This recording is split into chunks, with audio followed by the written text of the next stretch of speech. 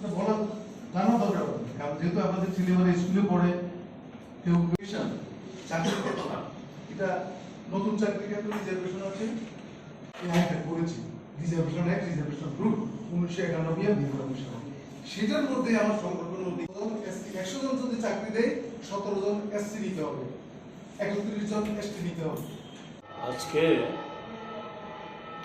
ত্রিপুরা তফসিলি জাতি সমন্বয় সমিতি, খ্যাত মজদুর ইউনিয়ন, ত্রিপুরা রাজ্য মৎস্যজীবী ইউনিয়ন, সভা সুন্দর উন্নয়ন সমিতি, জন্মশিল্পী সমিতি, হরিজন উন্নয়ন সমিতি, ভারতীয় মজদুর সমিতি, মজদুর খ্যাত মজুর সমিতি,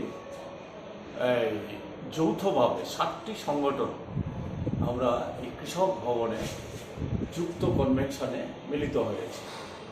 তার মূল উদ্দেশ্য হল গত 26 এবং 27শে আগস্ট হায়দ্রাবাদে জাতীয় দলিত কনভেনশন অনুষ্ঠিত হয়। সেখানে 25টা রাজ্য থেকে 100-র অধিক সংগঠন সেই দলিত কনভেনশনে মিলিত হয়। সারা ভারতবর্ষে দলিতদের উপর যে নিষ্পেষণ, যে অত্যাচার, যে বঞ্চনা, এই বঞ্চনা দীর্ঘদিনের, হাজারো বছরের পূর্বে। কিন্তু দেখা গেছে যে আমাদের দেশ স্বাধীন হওয়ার পর দলিত পিছিয়ে পড়া অংশের মানুষের অগ্রগতির জন্য যে সাংবিধানিক অধিকারগুলি দেওয়া হয়েছে, তারা শিক্ষার দিক থেকে পিছিয়ে আছে, চাকরির দিক থেকে পিছিয়ে আছে, অর্থনৈতিক দিক থেকে পিছিয়ে আছে, সেইগুলিকে যাতে রক্ষা করা যায়, অগ্রগতি ঘটানো যায়, তার জন্য কিছু বিশেষ ব্যবস্থা সংবিধানে দেওয়া হয়েছে, সংরক্ষণ দেওয়া হয়েছে। সেগুলি বিশেষ করে বিজেপির নেতৃত্বে সরকার আসার পর, নরেন্দ্র মোদীর নেতৃত্বে সরকার আসার পর সেগুলি খর্ব হতে শুরু করে। সমস্ত দিক থেকে, শিক্ষার দিক থেকে দিনের পর দিন ড্রপ আউট সংখ্যা বাড়ছে, বেসরকারীকরণ হয়ে যাচ্ছে, ফলে পয়সা দিয়ে লেখাপড়া শেখার মতো তফসিলিদের সেই অবস্থা নেই। তেমনি সংরক্ষণ উঠে যাচ্ছে, বেসরকারীকরণ মানে সংরক্ষণ উঠে যাচ্ছে, শিক্ষা নিয়ে ব্যবসা হচ্ছে, চিকিৎসা নিয়ে ব্যবসা হচ্ছে, তাই সেই দিকটা সংকুচিত হয়ে আসছে। বাজেট যেটার উপর ভিত্তি করে দলিত পিছিয়ে পড়া তফসিলি অংশের মানুষের অগ্রগতি করবে, সেখানে দেখা গেছে বাজেট বছরের পর বছর কমিয়ে আনছে। দেখা গেছে 2015-16 সালে মূল যে জাতীয় বাজেট তার 0.32% বাজেট করা হয়েছে তফসিলিদের জন্য। আর 23-24 সালে জাতীয় যে বাজেট তার শতাংশের হিসাবে মাত্র 0.29% বাজেটে বরাদ্দ করা হয়েছে।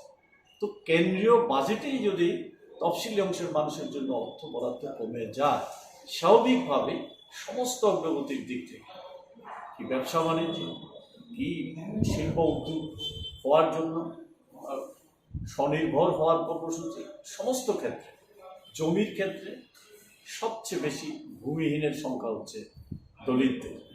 86% তফসিলিদের তারা হচ্ছে ভূমিহীন, জমিই নেই।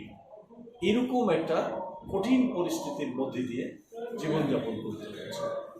অত্যাচার বাড়ছে, মনুবাদী দৃষ্টিভঙ্গিতে মনুস্মৃতিকে তারা কার্যকারী করার চেষ্টা করছে। দেশ স্বাধীনতার পর ডক্টর বি.আর. আম্বেদকরের নেতৃত্বে যে সংবিধান রচনা করা হয়েছিল, সেই সংবিধানে আরএসএস বিরোধিতা করেছিল। তারা চাইছিল মনু সংহিতাকেই সংবিধান হিসাবে মান্যতা দেওয়া হোক। আজকে এই আরএসএস এর নেতৃত্বে সরকার পরিচালিত হচ্ছে। স্বাভাবিকভাবে মনুস্মৃতিতে যে বর্ণবাদ, বর্ণভিত্তিক যে নির্যাতন, যে শোষণ, যে বঞ্চনা, তার তীব্রতা এখন বাড়ছে। আরএসএস এর নেতৃত্বে পরিচালিত এই সরকারের আমলে তাই দলিতদের উপর হিংস্র আক্রমণ বেড়ে যাচ্ছে। যে হাতরসের মতো ঘটনা, এই ধর্ষণ করে পুড়িয়ে হত্যা করা হচ্ছে, এরকম ঘটনা যেমন ঘটছে, আরো অসংখ্য ঘটনা আজকে সারা দেশের মধ্যে এই নির্যাতন দিক থেকে বাড়ছে। সাংবিধানিক যে সুযোগ সুবিধাগুলি ছিল সেগুলি আজকে কমিয়ে দেওয়া হয়েছে। দলিতদের সুরক্ষার জন্য যে আইন ছিল, SC ST তাদেরকে প্রোটেকশন দেওয়ার জন্য আইন, প্রোটেকশন অ্যাক্ট 1989, তাকে আজকে লঘু করে দেওয়ার জন্য ষড়যন্ত্র চলছে। তাই তাদের সুরক্ষার জন্য কোনো ব্যবস্থা নেই। অর্থনৈতিক দিক থেকে, জমির দিক থেকে, ব্যবসা বাণিজ্যের দিক থেকে, শিক্ষার দিক থেকে, চাকরির দিক থেকে, সংরক্ষণের দিক থেকে, সমস্ত দিক থেকে বঞ্চিত হচ্ছে। অন্যদিকে সামাজিক আক্রমণ বাড়ছে। তার বিরুদ্ধে ঐক্যবদ্ধ লড়াই করার জন্যেই দলিত কনভেনশন অনুষ্ঠিত হয়। সেখান থেকে সিদ্ধান্ত হয় গোটা দেশে আন্দোলন ছড়িয়ে দেওয়া হবে। রাজ্যে রাজ্যে কনভেনশন, জমায়েত, আন্দোলন, তারপরে পার্লামেন্ট অভিযান। সেই পরিপ্রেক্ষিতে আজকে আমরা আমাদের রাজ্যের এই কনভেনশনে আমরা মিলিত হয়েছি। আমরা 23শে নভেম্বর আগরতলা শহরে রাজ্যভিত্তিক বিশাল সমাবেশ আমরা সংগঠিত করি। এই কনভেনশন থেকে আমরা 17 দফা দাবি সনদ গ্রহণ করেছি তার ভিত্তিতে, এবং 2 লক্ষ স্বাক্ষর সংগ্রহ করব আমরা গোটা রাজ্য থেকে। তা নিয়ে রাজ্য জমায়েতের পর আমরা পার্লামেন্ট অভিযানে যাব 4 ডিসেম্বর, সংসদ অভিযান। সেই অভিযানে আমরা আমাদের রাজ্য থেকে অংশগ্রহণ করব।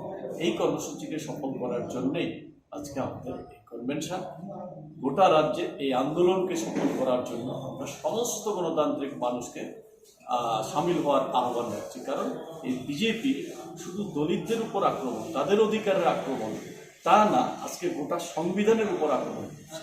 তাই গোটা দেশের মানুষ আজকে সংবিধানকে রক্ষা করার জন্য, গণতন্ত্র ধর্মনিরপেক্ষতাকে রক্ষা করার জন্য এই আন্দোলনে সামিল হওয়ার আহ্বান আমরা রাখছি।